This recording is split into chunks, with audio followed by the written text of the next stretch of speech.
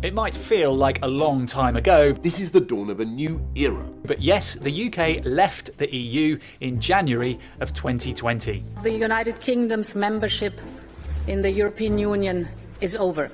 It's been out of the headlines for a few months now, but Brexit is back on the political menu. So here's a quick refresher of what's done and what's still to do.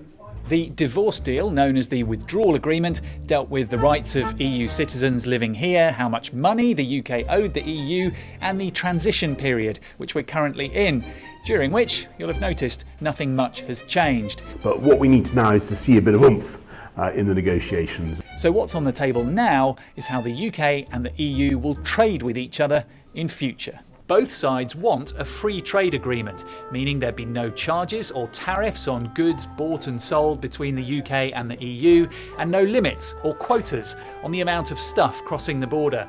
Working out the details of that is where things get tricky. You cannot have the best of both worlds. The UK says the EU is asking for too much, and that now that it's left the EU, it shouldn't have to follow EU rules in order to trade. We will be in control. But that is important to the EU because they say it ensures fair competition between companies on both sides. They call that the level playing field. It is looking to pick and choose the most attractive element of the single market without the obligations. Fishing is another sticking point. The UK wants to sell fish caught by British boats into Europe, but in return, the EU wants its vessels to have access to UK waters. The UK continues to backtrack. Deadlines and deadlock might feel familiar, but the pressure is definitely back on. I think the people in this country are heartily sick of going on about Brexit. COVID restrictions permitting, this summer's negotiating timetable is tight. Time is short. And what happens if a deal is done, but the rules are broken?